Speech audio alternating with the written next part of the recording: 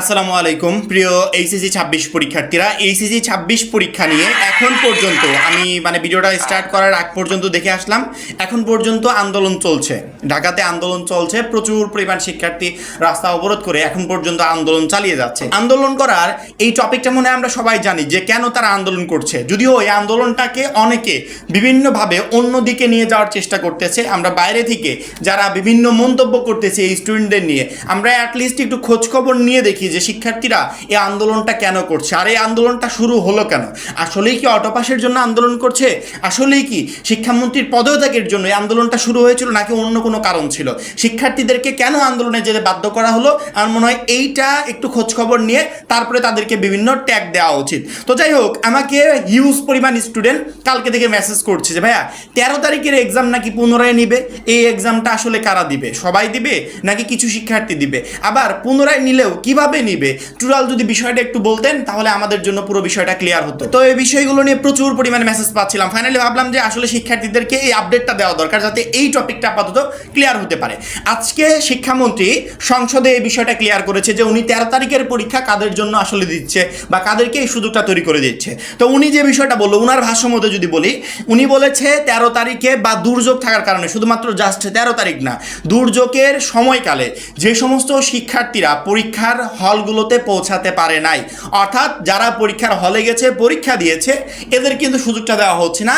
যারা দুর্যোগের কারণে পরীক্ষার হলে পৌঁছাতে পারে নাই, এই টোটাল শিক্ষার্থীদের পুনরায় আবার তারা পরীক্ষা দিবে, সেটা 13 তারিখের পরীক্ষা হোক বা 13 তারিখের আগে হোক। অর্থাৎ দুর্যোগের কারণে পরীক্ষার হলে যেতে পারে নাই, তারা এই বিষয়টা কেন্দ্র কর্তৃপক্ষকে অভিহিত করবে, কেন্দ্র কর্তৃপক্ষ তারপরে পুনরায় তাদের পরীক্ষা নিবে। এই পরীক্ষাটা কিভাবে নিবে?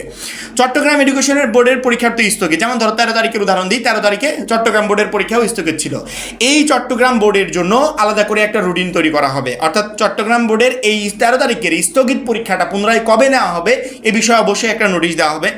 এই নোটিশে 13 তারিখের এক্সামটা, অর্থাৎ পদার্থবিজ্ঞান প্রথম পত্র যদি বলি, যুক্তিবিদ্যা প্রথম পত্র বলি, হিসাব বিজ্ঞান প্রথম পত্র বলি, এই এক্সামটা চট্টগ্রাম বোর্ডের শিক্ষার্থীরা যেই তারিখে দিবে, অর্থাৎ তাদের সময়সূচি অনুযায়ী যখন দিবে, সেম তারিখে বা সেম সময়ে অন্যান্য বোর্ডের শিক্ষার্থীরা যারা এক্সাম দিতে পারে নাই তারাও দিবে।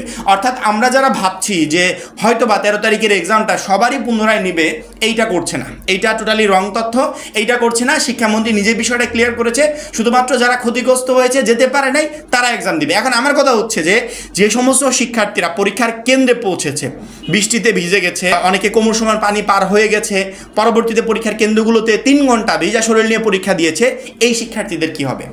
এরা যে এক্সামটা দিল তার আগে হয়তো বা প্রিপারেশন নিতে পারে নাই অনেকে, কারণ কি যেই পরিমাণে বৃষ্টিপাত হচ্ছিল বা যেই পরিমাণে দুর্যোগ খারাপ ছিল, সেক্ষেত্রে অনেকের বাসায় কারেন্ট ছিল না, তারা প্রিপারেশন নিতে পারে নাই। উইদাউট প্রিপারেশন একটা শিক্ষার্থী কোমর সমান পানি পার করে দেন পরীক্ষার হলে গেল। এখন এই শিক্ষার্থীরা যে এক্সামে খারাপ রেজাল্ট করবে বা পরীক্ষাটা যে খারাপ দিল, এর তো আর পুনরায় পরীক্ষা নেওয়া হচ্ছে না, কারণ কি শিক্ষামন্ত্রী তো বলে নাই যে যাদের এক্সাম খারাপ হয়েছে সবারই পরীক্ষা পুনরায় নেওয়া হবে। এই বিষয়টা আমি ক্লিয়ারলি শুনি নাই যে এরকম করে বলেছে, জাস্ট এতটুকু শুনেছি যারা এক্সাম দিতে পারে নাই, যারা ক্ষতিগ্রস্ত হয়েছে, তাদের ওই চট্টগ্রাম বোর্ডের সাথে পুনরায় একই সময়ে পরীক্ষাগুলো নেওয়া হবে। আদার্স এই যে টোটাল শিক্ষার্থীরা যারা এক্সাম দিল, এই সমস্ত শিক্ষার্থীদের এখন কি হবে? এখন যদি আবার ঘোষণা আসে যে এই সমস্ত শিক্ষার্থীরা টোটাল শিক্ষার্থীদের 13 তারিখের এক্সাম আমরা পুনরায় নিব, তাহলে এর ভিতরে আবার অনেক শিক্ষার্থী অভিভাবক বলবে যে অনেকের পরীক্ষা খারাপ হয়েছে কিন্তু আবার অনেকের পরীক্ষাটা ভালো হয়েছে। সেক্ষেত্রে যদি সবারই আবার পুনরায় এক্সাম নেওয়া হয়, তাহলে যাদের পরীক্ষাটা ভালো হয়েছে এরা আবার কেন এটা সাফার করবে? অর্থাৎ টোটালি একটা কেমন যেন একটা পরিস্থিতি তৈরি হয়ে গেছে, পরীক্ষা নিলেও দোষ, না নিলেও দোষ। এখন এইটাকে শিক্ষামন্ত্রী কিভাবে সলভ করবে এটা আমি জানি না, তবে সহজ একটা সমাধান ছিল যে 13 তারিখের এক্সামটা যদি স্থগিত থাকতো, ওই দিন কাউকে ভিজে পরীক্ষার হলেও যেতে হতো না, তারপরে ওই দিন কোমর সমান পানি পার হয়েও পরীক্ষা দিতে হতো না, শিক্ষার্থীরা অসুস্থও হতো না, এই আন্দোলনও তৈরি হতো না, আর এত ঝামেলা ক্রিয়েটিভ হতো না। জাস্ট একটা দিন যদি পরীক্ষাটা স্থগিত করা হতো, টোটাল প্রবলেমটাও এই একদিনের কারণে সলভ হয়ে যেত। কিন্তু শিক্ষামন্ত্রী সেই সঠিক সময় সঠিক সিদ্ধান্তটা নিতে পারে নাই, যার কারণে মূলত মেইনলি এখন পর্যন্ত শিক্ষামন্ত্রী পদত্যাগ বলো বা অন্যান্য যে কোনো কারণে বলো, এখন পর্যন্ত আন্দোলন চলছে। যদি শিক্ষামন্ত্রী সঠিক সিদ্ধান্তটা সঠিক সময় নিয়ে ফেলতো, তাহলে আন্দোলনটা তো হতোই না, আর পরিস্থিতি এই পর্যন্ত আসতোও না। আমার মনে হয় এখানে কিছু ভুল ডিসিশন ছিল, যার জন্য এখন পর্যন্ত এই পরিস্থিতিটা তৈরি হয়েছে এবং হিউজ পরিমাণ শিক্ষার্থী এই এক্সামে ক্ষতিগ্রস্ত হচ্ছে, যেখানে এইচএসসি পরীক্ষা লাইফের একটা ইম্পর্টেন্ট পরীক্ষা। এই টপিকটা নিয়ে প্রচুর পরিমাণে মেসেজ পাচ্ছিলাম, আমি আশা করি প্রত্যেকটা শিক্ষার্থী বুঝতে পেরেছো। এখন এই পর্যন্ত, পরবর্তী আপডেটের জন্য অবশ্যই চ্যানেলটাকে সাবস্ক্রাইব করে রাখবে। সবাই ভালো থাকবে, সুস্থ থাকবে, আল্লাহ হাফেজ।